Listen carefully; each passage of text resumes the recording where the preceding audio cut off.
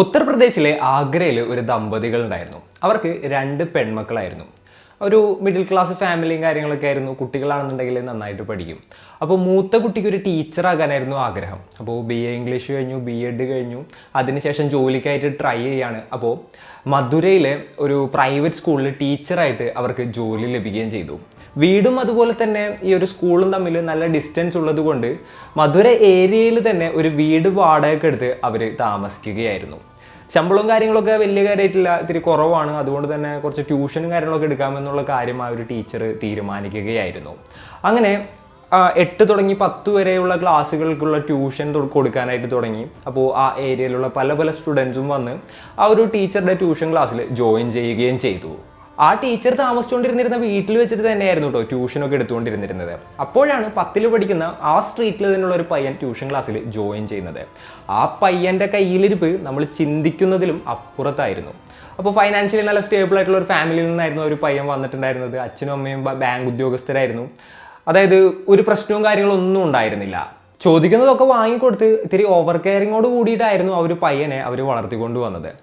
അപ്പോൾ ഈ ഒരു പയ്യൻ്റെയും അതുപോലെ തന്നെ ആ ഒരു ടീച്ചറുടെയും സ്റ്റോറിയാണ് ഇന്നത്തെ വീഡിയോയിലൂടെ നമ്മൾ സംസാരിക്കാൻ പോകുന്നത്. Hello guys, welcome back to the channel. Razin this side.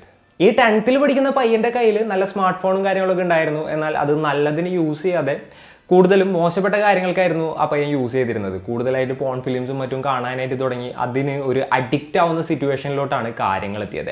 അതുകൊണ്ട് തന്നെ സ്റ്റഡീസിലും മറ്റുള്ള കോൺസെൻട്രേഷൻ കുറയുകയാണ്, മാർക്കുകൾ കാര്യങ്ങളൊക്കെ കുറയുകയാണ്. അങ്ങനെയാണ് ട്യൂഷനായിട്ട് പാരൻസ് ഈ ടീച്ചറിൻ്റെ അടുത്ത് കൊണ്ടാക്കുന്നത്.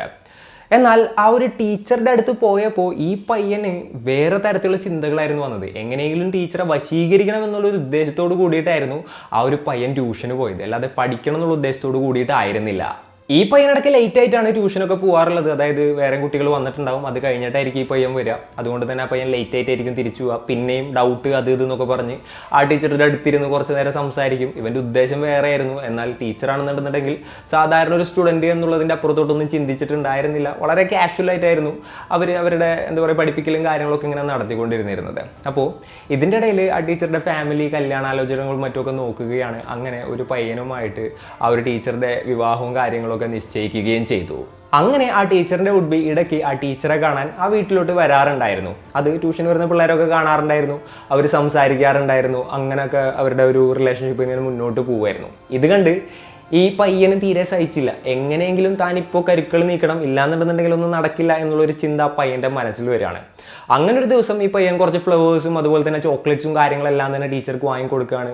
എനിക്ക് ടീച്ചർ അത്രയും ഇഷ്ടമാണെന്നുള്ളൊരു കാര്യം പറയുകയാണ്. അപ്പോൾ ടീച്ചർ വിചാരിച്ചെന്തായിരുന്നു എന്ന് വെച്ച് കഴിഞ്ഞിട്ടുണ്ടെങ്കിൽ ഈ പയ്യന് ഇപ്പോൾ ട്യൂഷനൊക്കെ വന്നതുകൊണ്ട് തന്നെ ചിലപ്പോൾ മാർക്കും കാര്യങ്ങളൊക്കെ കൂടുതൽ കിട്ടിയിട്ടുണ്ടാവും. അപ്പോൾ അതിൻ്റെ അപ്രീഷിയേഷൻ എന്നുള്ളൊരു നിലയ്ക്കായിരിക്കാം ഇതൊക്കെ വാങ്ങി തന്നതെന്നുള്ള രീതിയിലായിരുന്നു ആ ടൈമിൽ ടീച്ചർ ചിന്തിച്ചത്.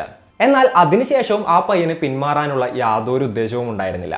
ഒരു ദിവസം ഡയറക്റ്റായിട്ട് വേറെ സ്റ്റുഡൻസ് ഒന്നും ഇല്ലാത്ത ടൈമിൽ ആ ഒരു ടീച്ചറോട് ഇഷ്ടമാണെന്നുള്ള കാര്യം ആ പയ്യൻ തുറന്നു പറയുകയാണ്. അതായത് പച്ചക്ക് കാര്യങ്ങളെല്ലാം തന്നെ തുറന്നു പറഞ്ഞു. ആ ടൈമിൽ ആ ടീച്ചറാകെ പാടെ ഷോക്കായി പോവാണ്. എന്നിട്ട് ആ പയ്യനെ ഉപദേശിക്കുകയാണ്, നിനക്കിപ്പോൾ തോന്നുന്നത് പ്രണയവും കാര്യങ്ങളൊന്നുമില്ല, ജസ്റ്റ് അട്രാക്ഷൻ മാത്രമാണ്. അപ്പോൾ ഇങ്ങനെയുള്ള കാര്യങ്ങളൊന്നും നീ ചിന്തിക്കുക പോലും ചെയ്യരുത്, ഇതൊക്കെ പാടില്ലാത്ത കാര്യങ്ങളാണ്. സോ അതൊന്നും ചിന്തിക്കേണ്ടെന്ന് പറഞ്ഞു.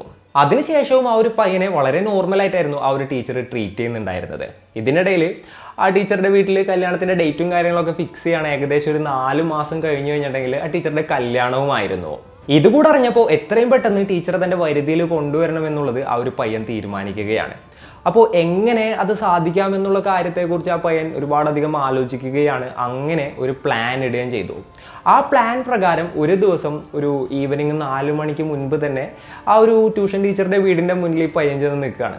അതായത് സ്കൂളും കാര്യങ്ങളൊക്കെ കഴിഞ്ഞ് ഒരു 4 മണി കഴിയുന്ന ടൈമിലായിരിക്കും ടീച്ചർ വരിക. ഇവരുടെ ട്യൂഷനൊക്കെ അത് കഴിഞ്ഞിട്ടാണ്, ഏകദേശം ഒരു 6 മണി ടൈമിലൊക്കെയാണ് ട്യൂഷൻ തുടങ്ങുക. എന്നാൽ 4 മണിക്ക് തന്നെ ഈ ഒരു പയ്യൻ അവിടെ വന്ന് നിൽക്കുകയാണ് ഉണ്ടായിരുന്നത്. അപ്പോൾ ടീച്ചർ വരുന്ന ടൈമിൽ ഈ പയ്യനെ കണ്ടു. എന്നിട്ട് ചോദിച്ചു, അല്ല നീ എന്താണ് നേരത്തെ വന്നത്, ട്യൂഷന് കുറച്ച് കഴിഞ്ഞിട്ടല്ലേ? അപ്പോൾ ഈ പയ്യൻ പറഞ്ഞ മറുപടി എന്തായിരുന്നു എന്ന് വെച്ച് കഴിഞ്ഞിട്ടുണ്ടെങ്കിൽ, ഈവനിങ് ടൈമിൽ പാരൻസിൻ്റെ കൂടെ ഒന്ന് പുറത്തു പോകാനുണ്ട്, അപ്പോൾ നേരത്തെ വന്നിട്ട് നേരത്തെ പോകാമെന്ന് വിചാരിച്ചിട്ടാണ് ഞാൻ വന്നതെന്ന് പറഞ്ഞു. അപ്പോൾ ടീച്ചർ കൂടുതലൊന്നും ചിന്തിച്ചില്ല. ഓക്കെ വാ നീ കയറിയിരിക്കും, ഞാൻ ഒന്ന് ഫ്രഷ് ആയിട്ട് വരാമെന്ന് പറഞ്ഞു. അപ്പോൾ അതിന് മുൻപ് ഈ ഒരു പയ്യൻ പറഞ്ഞു, ഞാൻ ജസ്റ്റ് ഒന്ന് ടോയ്ലറ്റിൽ പോയിട്ട് വരാമെന്ന്.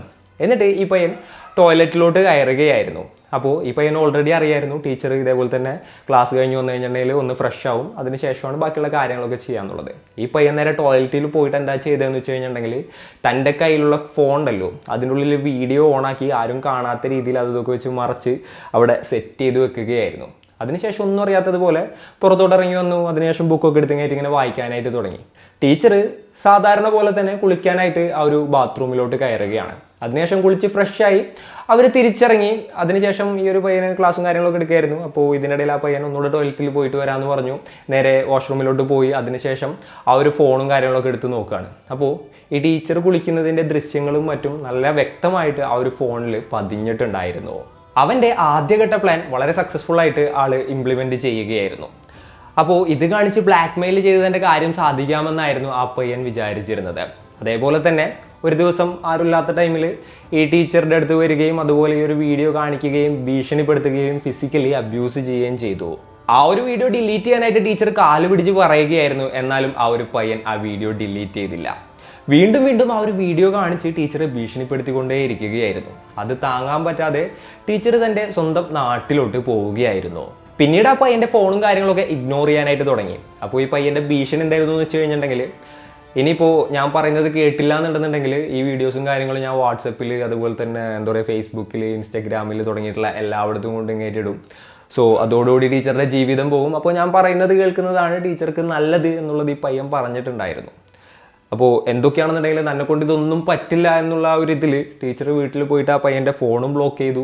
പിന്നെ ആ ഒരു ഭാഗത്തെക്കുറിച്ച് ടീച്ചർ ചിന്തിക്കുക പോലും ചെയ്യുന്നുണ്ടായിരുന്നില്ല. അതായത് സംഭവിച്ചു ഇനി ഇതോടുകൂടി തീരട്ടെ എന്നുള്ളൊരു മൈൻഡ് സെറ്റ് ആയിരിക്കാം ആ ടൈമിൽ ടീച്ചർക്ക് ഉണ്ടായിരുന്നിട്ടുണ്ടാകുക. എന്തൊക്കെയാണെന്നുണ്ടെങ്കിലും വല്ലാതെ തകർന്നു പോയൊരു സിറ്റുവേഷനിലായിരുന്നു ആ ഒരു ടീച്ചർ ഉണ്ടായത്. എന്നാൽ ഇവിടം കൊണ്ട് വീണ്ടും നിർത്തിയില്ല. ആ പയ്യൻ എന്താ ചെയ്തതെന്ന് വെച്ച് കഴിഞ്ഞിട്ടുണ്ടെങ്കിൽ ടീച്ചർ റെസ്പോണ്ട് ചെയ്യാത്തത് കൊണ്ട് തൻ്റെ 3 സുഹൃത്തുക്കൾക്ക് ഈ വീഡിയോ കാണിച്ചു കൊടുക്കുകയാണ്. ആ വീഡിയോ അവർക്ക് അയച്ചു കൊടുക്കുകയും ചെയ്തു. അപ്പോൾ ഇവർക്ക് കൂടെ ആ ഒരു ടീച്ചറെ എന്താ പറയുക കിട്ടണം എന്നുള്ളൊരു മൈൻഡ് ഉണ്ടാവുകയാണ്. ഇവർ എന്താ ചെയ്തതെന്ന് വെച്ച് കഴിഞ്ഞിട്ടുണ്ടെങ്കിൽ ആ വീഡിയോ ടീച്ചർക്ക് വാട്സപ്പിൽ സെൻഡ് ചെയ്ത് കൊടുക്കുകയാണ്.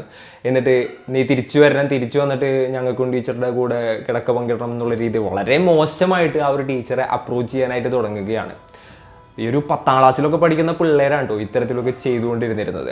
അപ്പോൾ ഇതൊക്കെ കാരണം ടീച്ചർക്ക് എന്ത് ചെയ്യണം ഏത് ചെയ്യണം എന്നറിയാതെ ആകെപ്പാടിങ്ങനെ ഷോക്കായിട്ട് നിൽക്കുന്ന ആ ഒരു ടൈമിൽ ഇവരെന്താ ചെയ്തതെന്ന് വെച്ച് കഴിഞ്ഞിട്ടുണ്ടെങ്കിൽ, അതായത് ഈ 4 പിള്ളേർക്ക് മനസ്സിലായി എന്തായാലും ടീച്ചർ തിരിച്ചു വരികയില്ല, തങ്ങളുടെ കാര്യങ്ങളൊന്നും നടക്കില്ല എന്നുള്ളത്. ആ ഒരു ദേഷ്യത്തിൽ ഇവർ ഈ വീഡിയോയും കാര്യങ്ങളൊക്കെ എടുത്ത് പബ്ലിഷ് ചെയ്യുകയാണ്. അതായത് ഇൻസ്റ്റഗ്രാമിൽ അതുപോലെ തന്നെ എന്താ പറയുക വാട്സപ്പ് ഗ്രൂപ്പുകളിൽ എല്ലായിടത്തോട്ടും ഈ വീഡിയോ ഫോർവേഡ് ചെയ്തു.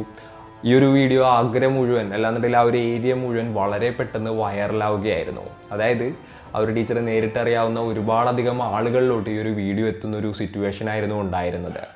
ഇതൊക്കെ കൂടെ ആയപ്പോൾ ആത്മഹത്യ ചെയ്താൽ മതി എന്നുള്ളൊരു സിറ്റുവേഷനിലോട്ട് ആ ടീച്ചർ എത്തിപ്പെടുകയാണ്. അങ്ങനെ എന്ത് ചെയ്യും ഏത് ചെയ്യും എന്നറിയാതെ ആത്മഹത്യ മാത്രമുള്ളൂ തൻ്റെ മുന്നിലൊരു വഴിയെന്ന് ചിന്തിച്ചുകൊണ്ടിരിക്കുന്ന ടൈമിലാണ് മിഷൻ ശക്തി അഭിയാൻ എന്ന് പറയുന്ന സ്റ്റേറ്റ് ഗവൺമെൻറ്റിൻ്റെ ഒരു മിഷനെ കുറിച്ചിട്ട് ഇവർ കേൾക്കുന്നത്. അങ്ങനെ അവരുടെ അടുത്ത് പോയിട്ട് തനിക്ക് സംഭവിച്ച എല്ലാ കാര്യങ്ങളും അവർ പറയുകയായിരുന്നു. അവർ ടീച്ചർക്ക് ധൈര്യം നൽകുകയായിരുന്നു. അതിനുശേഷം അവിടുത്തെ DCP ആയിട്ടുള്ള സൂരജ് കുമാർ റായ് ഇവരെ കോൺടാക്റ്റ് ചെയ്യുകയായിരുന്നു. അങ്ങനെ ഇവർ ആ DCPയുടെ അടുത്ത് എന്തൊക്കെയാണ് നടന്നത് എന്നുള്ളതിനെ കുറിച്ചിട്ട് വളരെ ഡീറ്റെയിൽ ആയിട്ട് തന്നെ കാര്യങ്ങൾ പറയുകയായിരുന്നു. ഈ ഒരു കേസിൻ്റെ സീരിയസ്നെസ് മനസ്സിലാക്കി അദ്ദേഹം ഉടനെ തന്നെ ആക്ഷൻ എടുക്കുകയായിരുന്നു. എന്നാൽ അപ്പോഴത്തേനും ഈ ഒരു വീഡിയോ ഒരുപാടധികം സ്ഥലങ്ങളിലോട്ട് സ്പ്രെഡ് ആയിട്ടുണ്ടായിരുന്നു. പരമാവധി ഒരുപാടധികം സ്ഥലങ്ങളിൽ നിന്ന് ഗവൺമെൻറ് ആ ഒരു വീഡിയോയും കാര്യങ്ങളും എല്ലാം തന്നെ റിമൂവ് ചെയ്യുകയും ചെയ്തു. അതിനോടൊപ്പം തന്നെ ഈ കേസിലെ പ്രതികളെ പോലീസുകാർ കസ്റ്റഡിയിൽ എടുക്കുകയും ചെയ്തു. അവരുടെ കയ്യിൽ നിന്ന് ഫോണുകളും ബാക്കി കാര്യങ്ങളും എല്ലാം തന്നെ അവർ കണ്ടെടുത്തു. അതിനുശേഷം ഫോണും മറ്റൊക്കെ ഫോറൻസിക് ലാബിലോട്ട് പരിശോധനയ്ക്കായിട്ട് അയച്ചിരിക്കുകയാണ്. ഈ ഒരു കേസാണെന്നുണ്ടെങ്കിൽ ഇപ്പോൾ നടന്നുകൊണ്ടിരിക്കുകയുമാണ്. എന്തൊക്കെയാണല്ലേ നമ്മളുടെ രാജ്യത്ത് സംഭവിക്കുന്നത്, അല്ലാന്നുണ്ടെങ്കിൽ ഈ ലോകത്ത് തന്നെ സംഭവിക്കുന്നത്. വെറും 10ാം ക്ലാസ്സിൽ പഠിക്കുന്ന എന്താ പറയുക കുട്ടികൾ തന്നെ പഠിപ്പിക്കുന്ന ടീച്ചറെ ഇതേപോലെ തന്നെ വീഡിയോയും കാര്യങ്ങളൊക്കെ എടുത്ത് ബ്ലാക്ക് മെയിൽ ചെയ്തിട്ട് റേപ്പ് ചെയ്യുന്നൊരു സിറ്റുവേഷൻ എന്നൊക്കെ പറഞ്ഞു കഴിഞ്ഞിട്ടുണ്ടെന്നുണ്ടെങ്കിൽ നമ്മളൊക്കെ ചിന്തിക്കാവുന്നതിലും അപ്പുറത്താണത്. അപ്പോൾ ഇന്നത്തെ ഈ ഒരു സ്റ്റോറി കേട്ടിട്ട് നിങ്ങൾക്ക് എന്താണ് തോന്നിയത്? നിങ്ങളുടെ തോട്ട്സും മറ്റും എന്തൊക്കെയാണെന്നുണ്ടെങ്കിലും താഴെ കമൻറ്റുകളായിട്ട് രേഖപ്പെടുത്തുക. അപ്പോൾ ഇന്നത്തെ ഈ ഒരു വീഡിയോയിൽ ഇത്രയൊക്കെയാണ് എനിക്ക് പറയാനുള്ളത്. അപ്പോൾ and it's me Reen signing off. Peace. Stay peaceful guys. Stay safe.